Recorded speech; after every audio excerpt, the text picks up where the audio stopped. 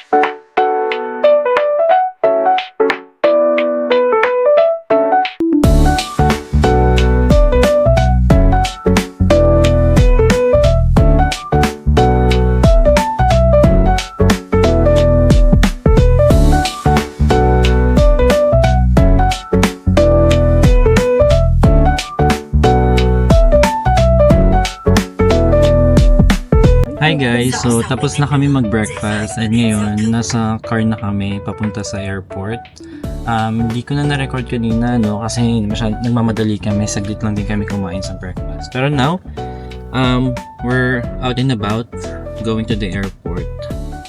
So, we'll update you guys later.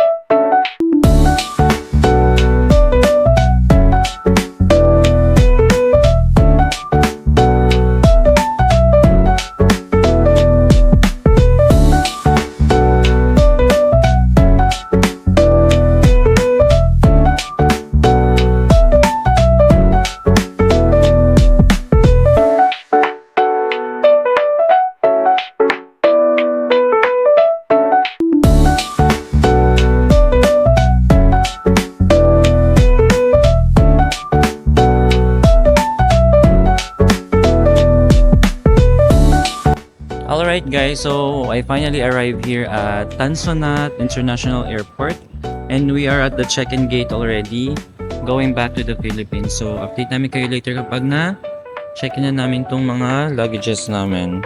Ayan. Ayan yung kay Angela. Dami.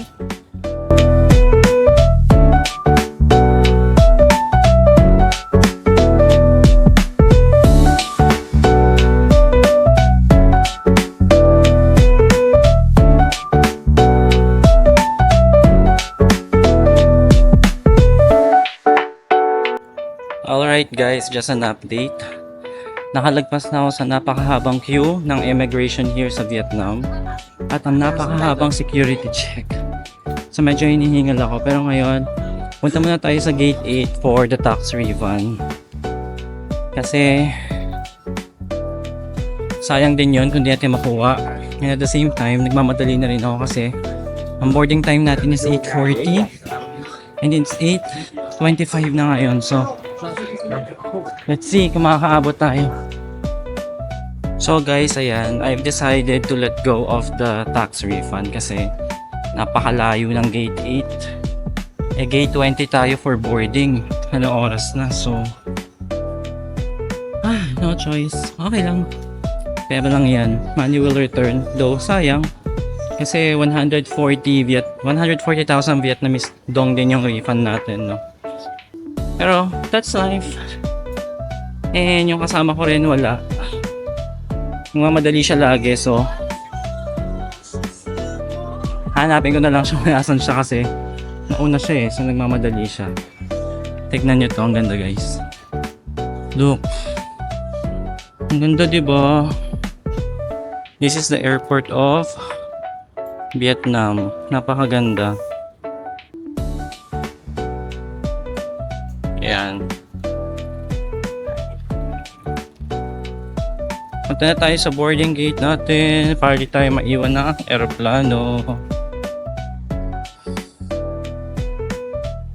Tapos guys, ang bigat-bigat ng dala ko.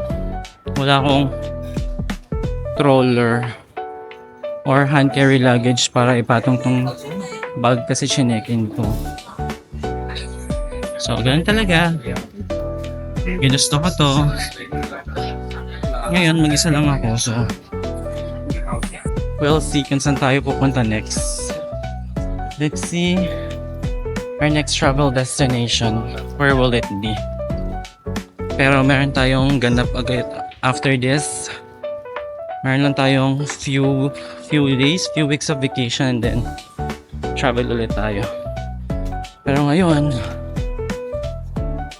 punta muna tayo sa gate natin. Alright guys, nakikita ko na ang gate natin, 1920. And bababa na tayo. Ito yung gate natin guys, tignan nyo. Tanan! That's our gate. So, dito muna ako sa taas para mag-picture. Alright guys, there's an announcement that we need to change gate. And we need to go to gate number 15 for our flight going back to Manila. So, ayun. Punta na tayo doon. Dahil ako'y pagod na. Hingal na, pawis na. At bigat na sa mga dala ko. Well, that's life of doing travel, right? So, ginusto ko to. Pero masaya mag-travel guys. So, yun nga lang. Nakakapagod pero masaya. This is part of the experience. Kaya, smile lang ng smile. At ang haba na naman ang nilalakad natin. Update ko kayo mamaya pag nandun na tayo sa gate natin. Alright guys, we're already here at our boarding gate. Number 15. So, settle muna tayo sa baba.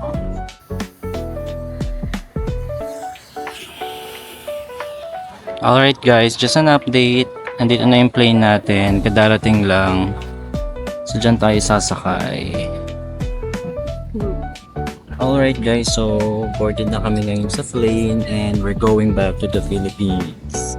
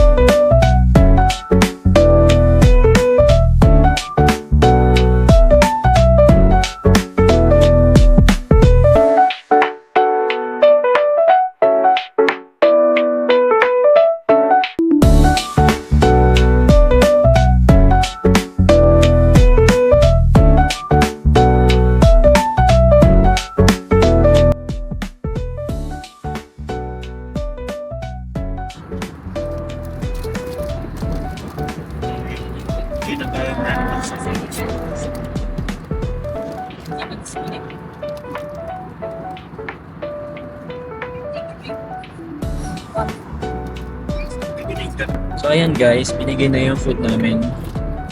This is our lunch. So I decided to go for beef. And then Angela take fish with it.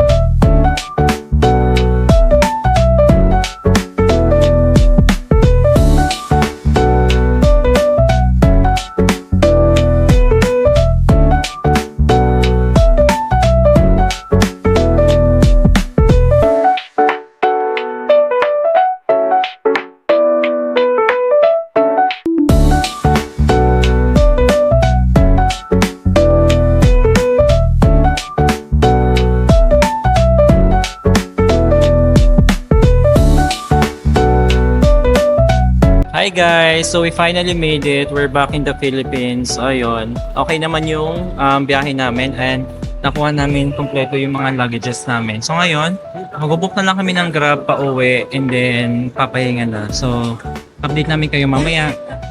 Bye! Teka lang po. Bye, Ange. Ingat!